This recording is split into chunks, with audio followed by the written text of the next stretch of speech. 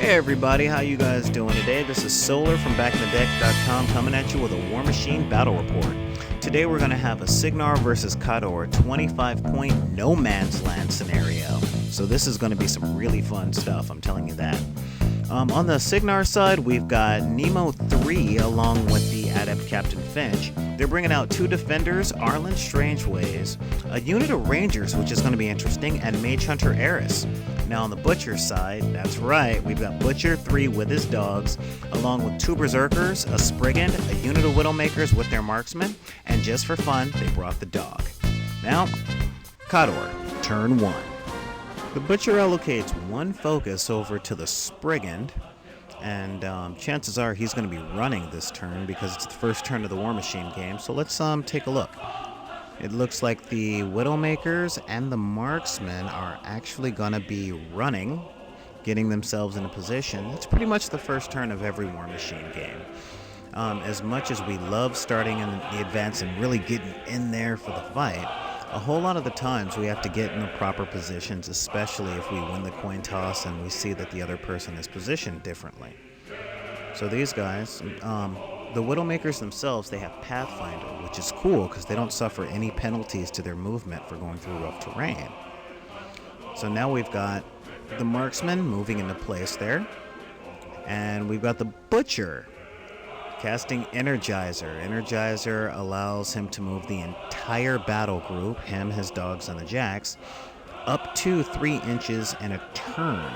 Now this is huge, because Khador is not exactly known for their movement. Afterwards, we've got the dog, well, both Arguses rather. The Arguses make their 3-inch advance there.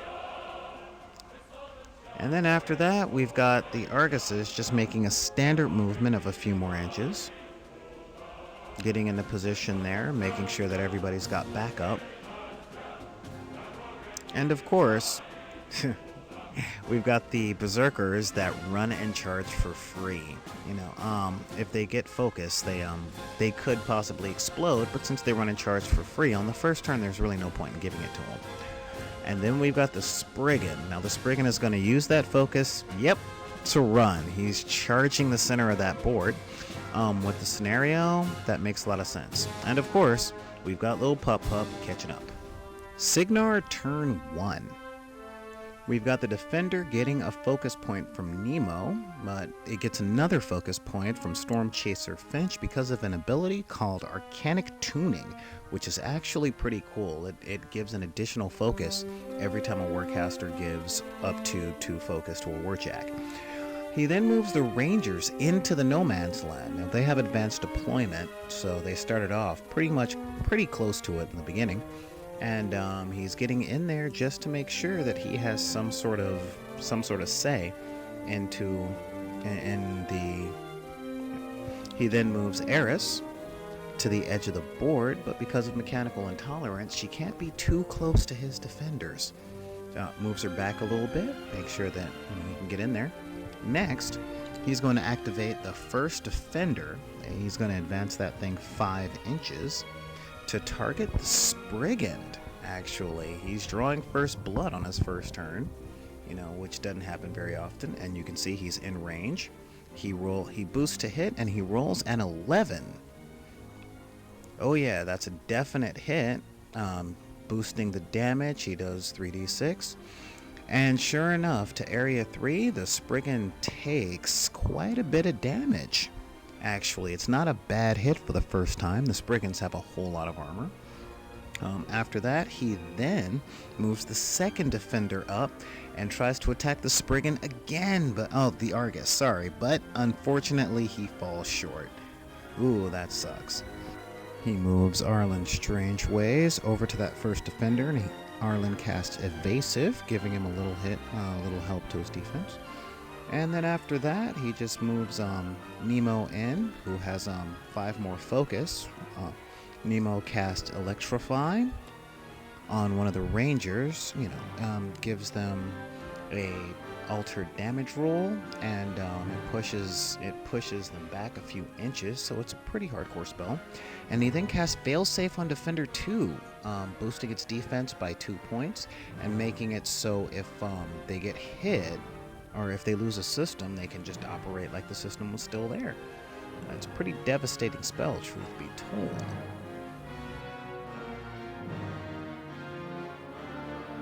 Measures his control area, as you can do that at any time during your turn or any time during a War Machine game. It's the closest thing to pre-measuring you're going to get. And then he moves Storm Chaser Finch up behind Nemo. And that's end of Signar turn 1. Cut order, turn 2. The marksman is going to move 5 inches there. And he's going to use his skills to... Oh, look at that. He is going to take a shot at the ranger. He needs 7s to hit, and he rolls a 7. Now, the Widowmaker marksman has a couple of special abilities. The first one is that he doesn't have to make a damage roll. He can choose to do an automatic point of damage, so he does that. And the rest of the Widowmakers are going to make their way toward him through the rough terrain. And he also grants a second ability. We didn't film it until a little bit later, of Swift Hunter. Now that allows a Widowmaker or the marksman to take a 2-inch movement. And since they have camouflage, when they're in concealment, they get a +2 to their defense. So these guys are almost impossible to hit. And if you're within rough terrain, just forget about it. Now the other Widowmaker takes a shot at the guy. He needs a 7 to hit, and he rolls a 9. And again, just like the marksman, the Widowmakers will do 1 point of damage. And he'll then use said Swift Hunter ability to move backwards 2 inches, giving him another +2 concealment, plus the 2 from camouflage. So, I mean, these guys versus range attack is difficult. The next one takes a shot. He needs a 7 to hit, and he rolls a 6. Ow. But you know what? When you roll the dice, it doesn't always come up in your favor. So that guy's not going to be moving, but the other one takes a shot. He also needs a 7, and he nails it with a 7 exactly. So he'll do the 1 point of damage, removing that guy from the board pretty quickly. And the next guy, after the Swift Hunter ability, moving him back within 3 inches, or he's inside 3 inches. Now these guys are going to have to make a command check, so that's what that 9 is about. They've lost half of the Ranger squad, so they're going to have to make a command check or flee. The other one is going to take a shot at the guy who was missed. He needs a 7 to hit, and he rolls a 7 exactly. This guy has some sort of dice voodoo. So he does the direct point of damage, removing him from the board, and then he'll use Swift Hunter again and move back. And again, finally, the last guy. Oh yeah, and they take the command check. They make it no problem. He activates the Butcher. And the Butcher will spend 3 to use Energizer, so he's going to move his whole battle group up to 3 inches before their activation. So again, Kador is one of the slower armies, but they're a ways around having only a 4-inch movement. Having a little trouble there with some of the terrain pieces. That's okay. And again, he's moving up 3 inches, right on the edge of the no man's land. So the Arguses get pushed forward. Now, Energizer works for the whole battle group, and that includes the Arguses, but does not include the War Dog. The War Dog is a different kind of attachment. He doesn't count as the Butcher's battle group. So since they're activated, the Arguses are now going to move forward 3 inches. Bark, bark, bark, bark into the no man's land. And the Butcher is going to follow and camp the rest of his focus. So he's still a monster. And of course, the dog is now going to run. As long as the dog is within 3 inches of the Warcaster that's attached to him, he gets the Warcaster gets a +3 to his defense. So with a guy like the Butcher, it's going to be hard to hit him. Then it's going to be hard to damage him. Next thing we are going to do here is we are going to move the Spriggan. The Spriggan is going to advance 4 inches. Like I said, the Kador Jacks are slow, but he's going to take a ranged attack shot over at one of those Rangers. He's trying to dominate that area. Okay, not dominate, but, you know, get rid of the contestings. Dominate is a different role. So he is measuring, and yes, he is within range. So he needs he needs a 10, and he rolls a 9. Ooh, but that's okay. It's an AoE weapon. And so he gets a deviation roll. And he then deviates 5 inches to the 3. The next one, and he misses again. And but this one deviates only 1 inch, so no matter what direction it goes, it's going to do some damage, possibly. It goes 1 inch to the 6. Still catching him in that blast damage. And it hits so hard. The Rangers have really low armor. So the other guy gets field promoted, and the Berserker runs out of the rough terrain. Now, they don't have Pathfinder, so he's only running 5 inches instead of his normal 8 inches. But again, he's solidly in sight. There's one Ranger left against practically the Butcher's... well, no, not practically. Against the Butcher's entire battle group with Widowmakers in the back. So that's the end of Khador turn 2. Signar, turn 2. Finch upkeeps failsafe on the defender for free, thanks to one of her special abilities. And Nemo allocates 1 focus to each defender, and because of another of Finch's special abilities, he gets to put 1 more focus on each of them without spending any of his own. So, yeah. So Eris moves 7 inches, and she's going to try and shoot at the Butcher, but she can't get line of sight, so she's going to take a shot at the Berserker. She needs 2, so anything but, and she rolls a 10 solidly. She's going to do 3 points of direct damage to the Berserker's area 3. And the last Ranger is going to go for broke, moving 7 inches to try and get in there. Now his ability gives everyone else a +2 to their range attacks if he's within a certain distance. So as he moves in forward, though, here comes the Pup with the counter charge. Now he needs an 8, and he rolls a 7. Wow, so he misses the counter charge. The Ranger then decides to hit him back. Now he needs a 7, but he rolls a 3. So Nemo activates, and he blows his feet. Now his feat gives him a +1 d6 to all electrical damage rolls. So Nemo then measures up and takes a shot at one of the Arguses, which is kind of awesome. So the first shot comes out, and Nemo nails it with a 7. So he then rolls. Now again, his damage gets an automatic +1 d6, but he boosts it anyway, and he ends up doing 7 points of damage to the Argus. And he gets an Electro Leap, which is 1d3 of additional targets are hit with a power 10 electrical damage roll. He rolls a 6, so he gets 3 targets.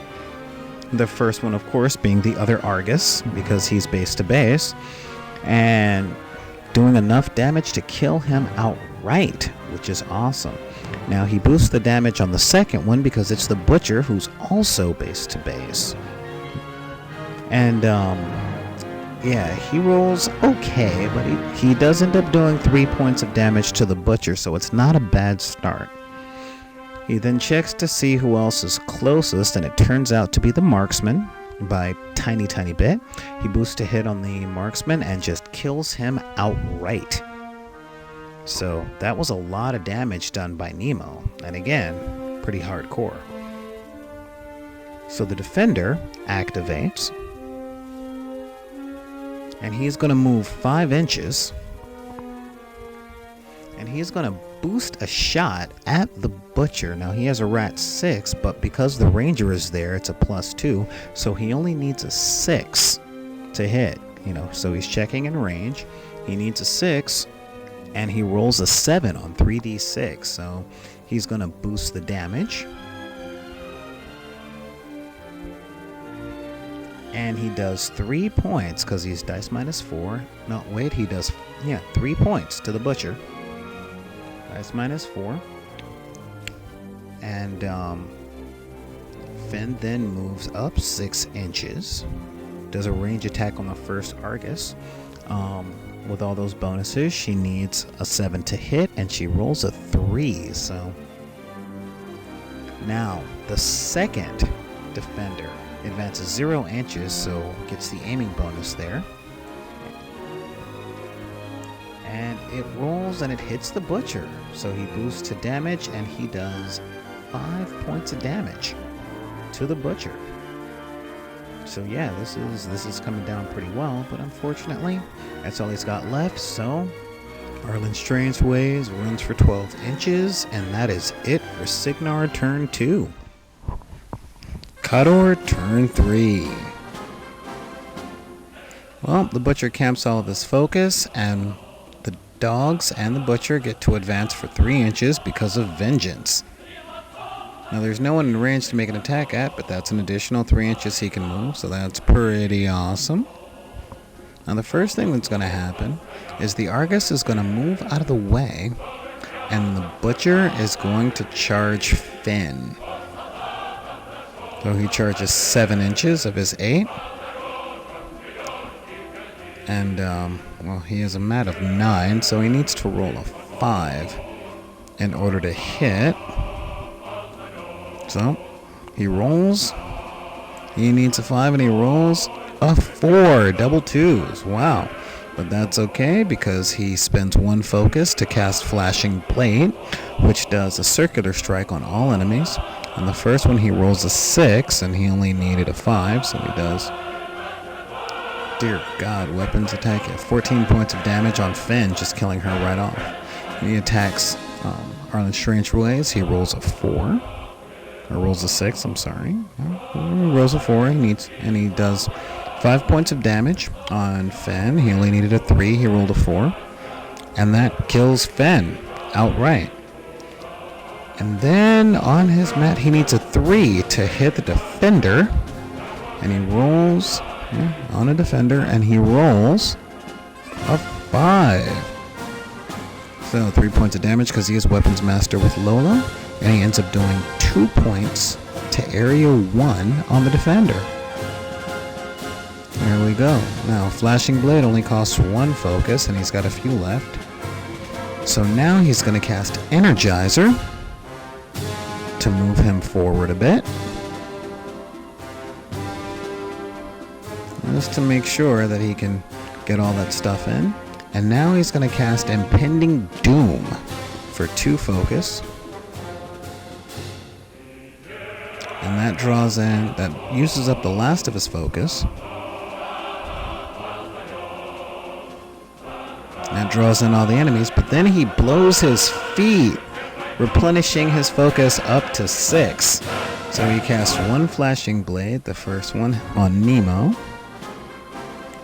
He needs a 5 to hit, and first he casts the spell that takes away all of your tough. So no tough, no healing, just in case this doesn't work out. And he casts Flashing Blade, and he needs a 5. He boosts to hit, and he rolls, ouch, a 12 to hit Nemo. He's going to boost the damage, so he's rolling 4d6, and he does 13 points of damage to Nemo. That hurts. Of course, Nemo only has 14 points, so that was a pretty devastating hit there. So he attacks one more time. He needs a 5, and he rolls well over 5. He boosts the damage, and he does an 18 points of damage to Nemo, making him decidedly dead. And well, that truly ends the game, giving us a Khador victory. Thanks for tuning in, everybody. This has been Solar with a backinthedeck.com War Machine Battle Report. Come on back to the site and check out a lot of the stuff. We've got other stuff involving games and movies and a lot of other stuff we think you guys will like. Be sure to subscribe, and we'll see you guys next time.